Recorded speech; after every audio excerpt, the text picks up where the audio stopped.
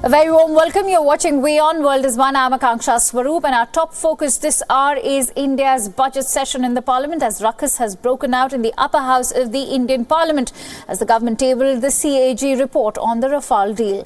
The government has tabled the CAG report on Rafale deal in Rajya Sabha, and the report on capital acquisitions in Indian Air Force includes the details of Rafale deal.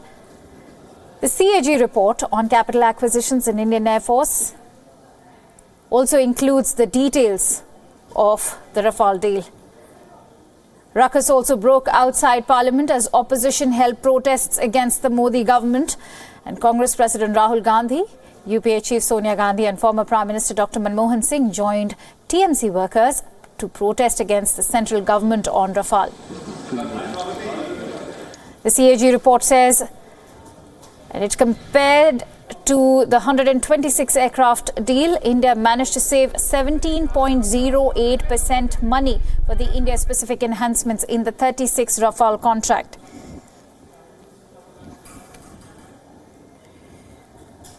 Both the bills have proved to be controversial, with the opposition parties locking horns with the BJP-led NDA government over the issue. The two bills are bound to lapse if the Rajya Sabha fails to pass them today.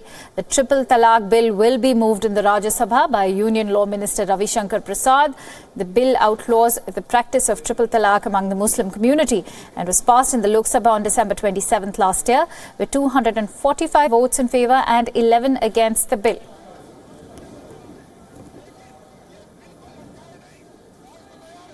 The opposition parties have demanded that the bill be sent to the Select Committee of Parliament for further vetting, and however, the centre has rejected this demand.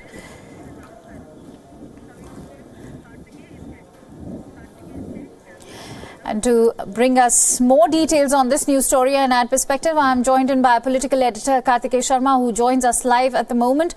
Let's quickly go across to Kartikeya. Kartikeya, this is the last day of the Parliament's budget session, and the CAG report has finally been tabled. What are the crucial findings of the CAG report?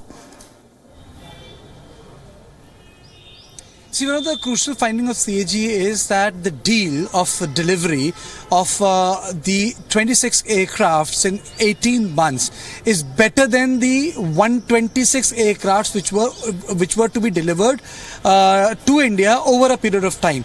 So in a way, the time sequence of the deal has been ratified and upheld by the CAG. But let me tell you, the job of the CAG is actually to look into any anomaly of law, to find out if loss has taken place, whether rules were followed and implemented properly. You know, CAG cannot go into the merit and demerit of the aircraft. That is beyond their purview.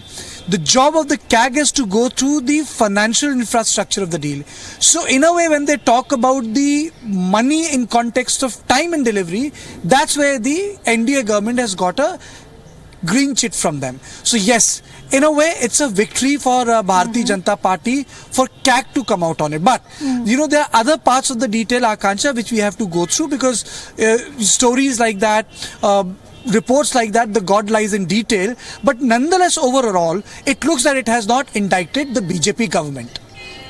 All right, Kartikeya, you know, even as the report was being tabled, there were protests in the Parliament by the Congress party. How will today's report shape the ongoing clash between the BJP and the Congress? I think this ongoing political clash with Congress is not going to end.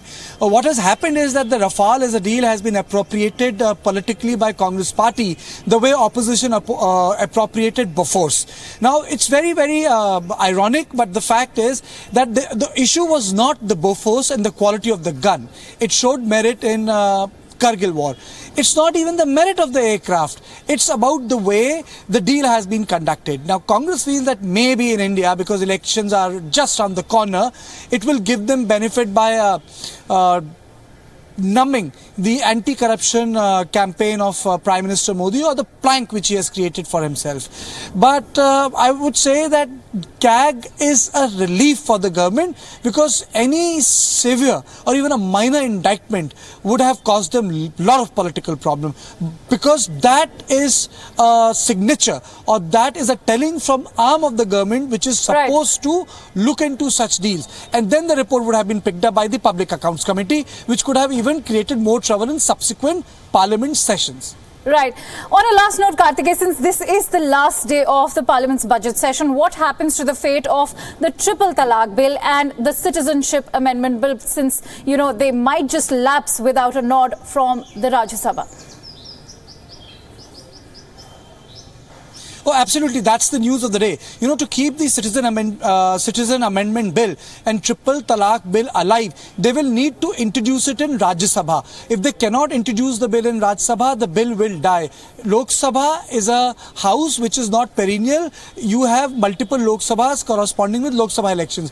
Rajya Sabha is a continuous house. It is for this reason Women Reservation Bill was passed in Rajya Sabha when Sonia Gandhi's UPA 2 actually pushed it. They did not push it in Lok Sabha. So they will need to introduce the bill in the House so that it is alive. But then one thing is clear, the bill will be alive, but they will not be able to pass it. Triple Talaq, because there is a problem of mandate. Citizenship Amendment Bill, because in Parliament there is a problem with it, because there is unrest in Northeast, and I don't think either BJP or Congress will try to push for a bill which is very unpopular in Northeast. So I think both of them in a way may see a light of the day by being alive, but I don't think there is any hope that they can be passed today. It is not happening, Akansha. All right, a very, very bleak hope for the two bills over there. But for now, thank you so much, Karthikeyan Sharma, for bringing us all the latest information on this news story.